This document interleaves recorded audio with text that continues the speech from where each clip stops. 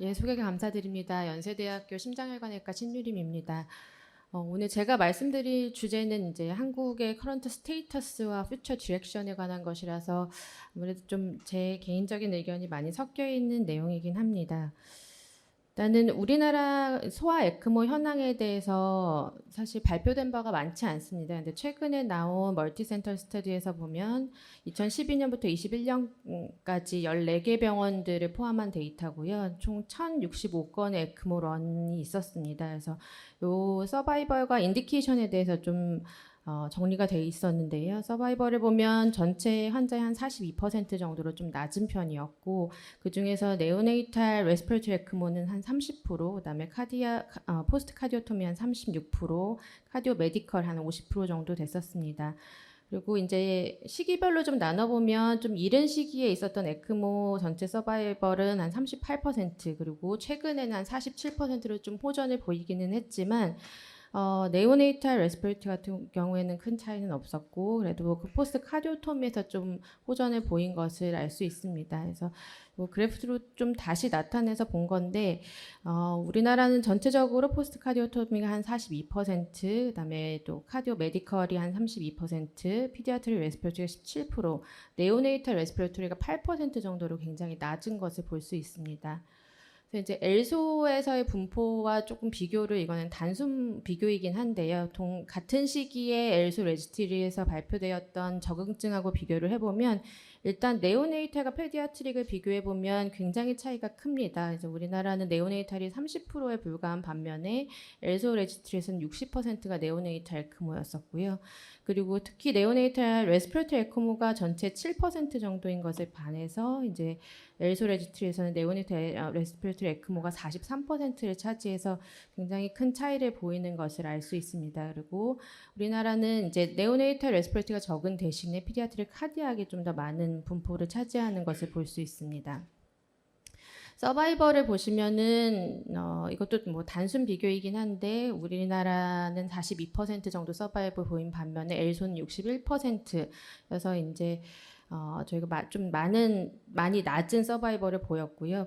차이를 인디케이션별로 보면 피디아트릭 카디악 에크모를 제외한 모든 인디케이션에서 서바이벌이 낮았었는데 특히 네오네이탈 레스피레이터리 에크모에서의 서바이벌 디퍼런스가 굉장히 큰 것을 볼 수 있습니다.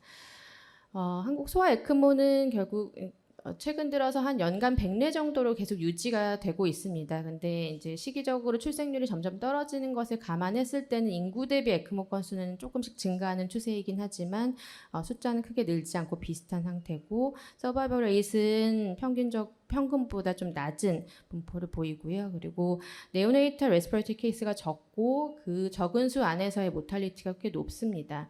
사실 서구에는 CDH, 그러니까 컨제니털 다이프럼 허니아 환자가 많고 우리나라는 적기는 한데요. 그래도 이 적은 케이스 안에서의 CDH 비율은 우리나라에서 훨씬 높았습니다. 그리고 서구에선 그 엘소 데이터에서는 네오네이탈 레스피레이터리 에크모의 대부분이 ARDS 환자였거든요. 그래서 우리나라랑 좀 다른 분포를 보이고 있습니다. 그리고 최근 들어서 VA 에크모의 생존율은 이제 좋아지고 있는 것이 한국 에크모의 특징이라고 보시면 되겠습니다.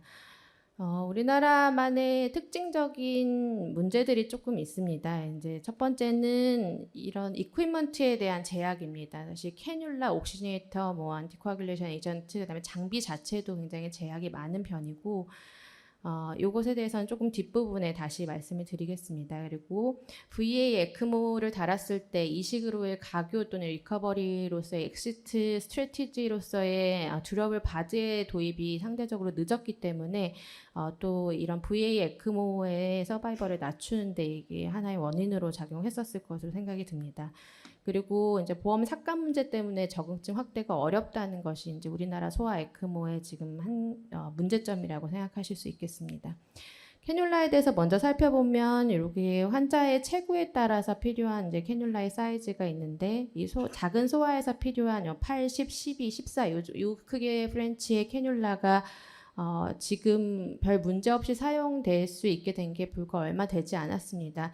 몇 년 전에 아주 제한적으로 캐뉼라가 수입이 됐다 안 됐다 하던 시기가 있거든요. 그래서 이제 그때 들어오는 시기에 각 병원들마다 쟁여놨다가 사용하던 캐뉼라마저 이제 다 소진이 되고 난 다음에 완전히 중단이 돼서 페리페랄로 캐뉼라를 사용할 수 없는 상황이었고요. 그래서 이렇게 혈관을 노출한 후에 아주 원시적으로 디스탈과 프록시마를 아예 클램프를 잡고 실제 혈관에 토미를 넣어서 캐뉼라에 센트럴용 캐뉼라를 넣는 방법을 사용해서 에크모를 삽입하고 있었습니다. 근데 굉장히 오랜 시간 동안의 이제 노력으로 최근에 다시 페리페랄 캐뉼라가 도입이 돼서 이제는 페리페랄 캐뉼라를 사용할 수 있는 상황입니다.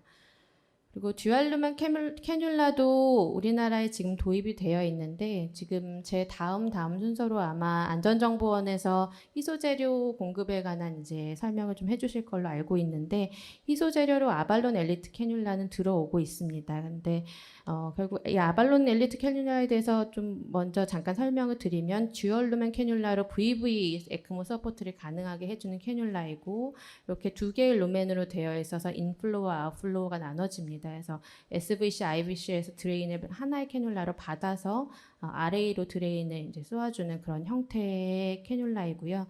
그래서 이제 작은 체구의 소아 환자에서 이 아발론 엘리트 캐뉼라가 없을 때는 피모랄 베인을 사용할 수 없었기 때문에 레스피레이터리 에크모임에도 불구하고 VV 에크모를 하지 못하고 캐로티드 아테리를 이용 VA 에크모를 하거나 아니면 가슴을 열어서 뭐 비너스 팔모너리 아테리 형태의 VV 에크모를 시행하거나 하는 경우가 많았습니다. 근데 이제는 모든 체구의 소아 환자에서 페리페랄 VV 에크모가 가능해진 상황이라서 아까 보여드린 그런 네오네이탈 레스피레이터리 에크모의 성적이 좀 달라지지 않을까 기대하고 있습니다. 옥시지네이터도 마찬가지입니다. 사실 소아 에크모 옥시지네이터는 우리나라에 수입이 되던 게 이제 전무하다가 지금은 미닐렁 옥시지네이터가 도입이 되고 있습니다. 사실 굉장히 전 세계적으로는 다양한 옥시지네이터가 네오네이트용과 페디아트리용으로 나눠져서 이제 공급이 되고 있는데 지금 우리나라에서는 미닐렁이 사용이 되고 있습니다. 그리고 이 사용되기 시작한 지도 지금 얼마 되지 않아서 앞으로 좀 많은 변화가 있을 것으로 생각이 됩니다. 그리고 바드는 이제 VA 에크모에서 위닝이 안 되는 환자에서 베일아웃 프로시저로 굉장히 중요한 프로시저인데 2018년 급여화가 된 이후로 이제 점점 확대가 되고 있기 때문에 이것도 마찬가지로 에크모 서바이벌을 좀 좋게 만드는 데 기여를 할 수 있을 것으로 보입니다. 그리고 소아에서 안티코아귤레이션이 상당히 소아 에크모 환자에서는 까다롭습니다. 가장 많이 사용하는 것이 역시 헤파린인데 네오네이트와 페디아트릭 환자에서는 파마코카이네틱이 굉장히 다릅니다. 안티스로민 레벨이 낮고 그다음에 볼륨 오브 디스트리뷰션이 굉장히 크고 클리어런스 레이시 높기 때문에 헤파린을 투여했을 때 반응을 예측하기가 좀 어렵습니다. 그래서 어덜트에서는 헤파린 헬프라이프가 한두 시간인 것에 비해서 네오네이트에서는 35분으로 굉장히 짧고 대신에 히트는 좀 적다는 장점이 있기는 하지만 헤파린은 소아 환자에서 사용하기에 좀 예측이 어려운 그런 약이라고 생각하시면 되겠습니다.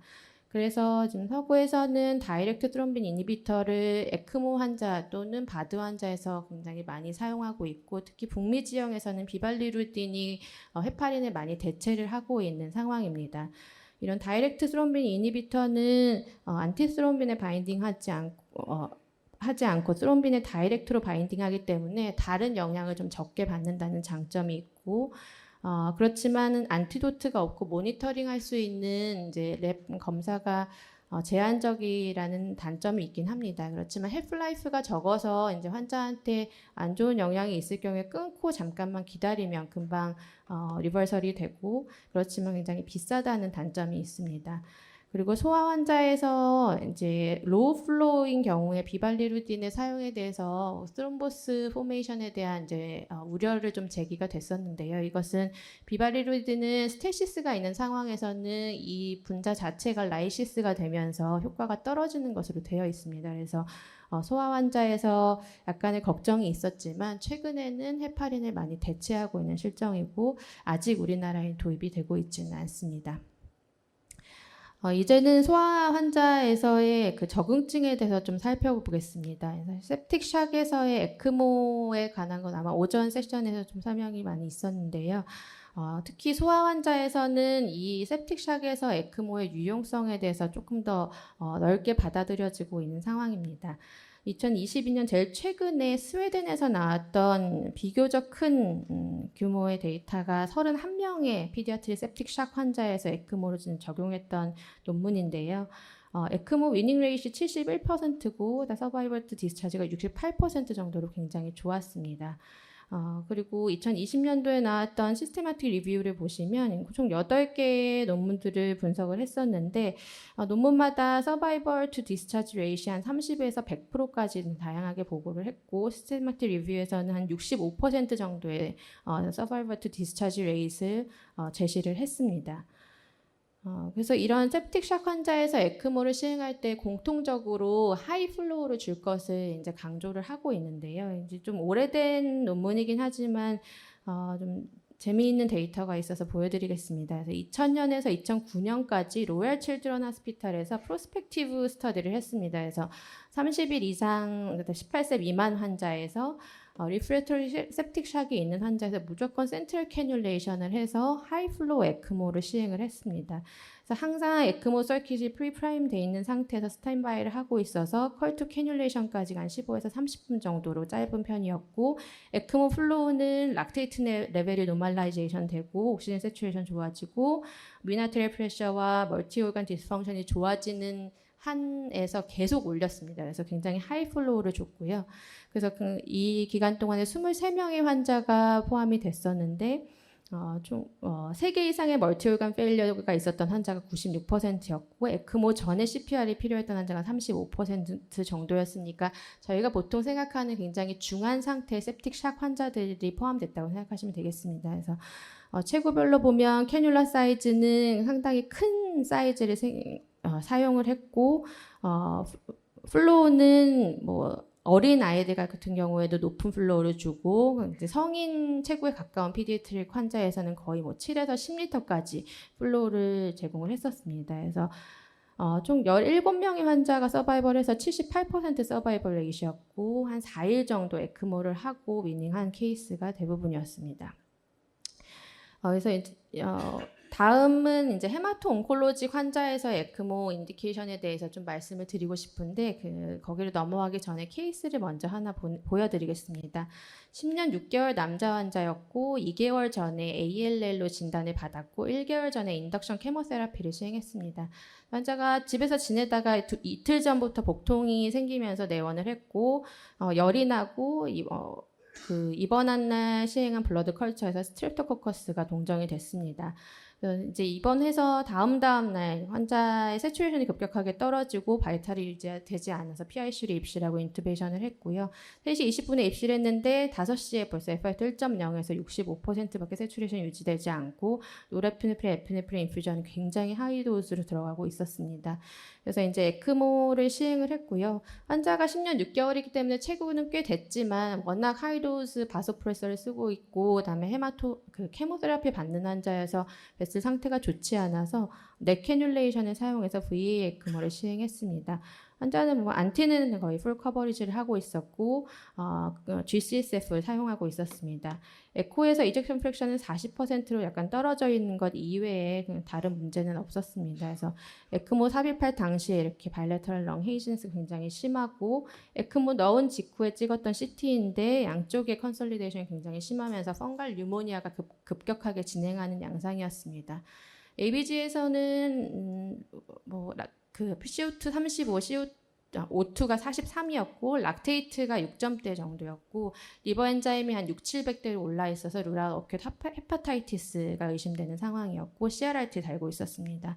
이번 당시에 ANC가 30개였는데요. 에크모 달기 전날은 0까지 떨어졌고 에크모 삽입하는 날에는 ANC가 30이었습니다. W 180개였고 플레이틀릿은 전날 수혈을 해서 한 10만 정도 유지되고 있는 상황이었습니다. 에크모를 삽입하고 나서 쭉 셀 카운트는 회복을 하는 양상이었고 다행히 에크모 7일째 셀 카운트도 회복하고 폐도 좋아져서 위닝을 할 수 있었던 환자이고 그 후에 별다른 문제 없이 잘 퇴원을 했습니다. 그리고 에크모 삽입하고 나서 5개월째 이제 조혈모 세포 이식을 받았고 지금 현재 3년째 별 문제 없이 지내고 있는 환자입니다. 아까 정은석 교수님 보여주셨던 것처럼 결국 이 금기증 때문에요. 이 환자가 역시 삭감을 당했습니다. 그래서 환자는 살았는데 이제 삭감을 당해서 저희가 이의 제기를 했습니다. 이의 신청을 했더니 사실 환자가 사망했으면 이의가 제기가 아마 받아들여지지 않았을 텐데 환자가 이제 생존했기 때문인지 뭐 인정을 해주셨고요. 그리고 아까 정혜석 교수님 그래서 이게 소아 파트에서 동의를 한 문제인지 모르겠다고 하셨는데 사실 뭐 소아 쪽의 의견은 당연히 이런 기준은 없어져야 된다고 생각합니다.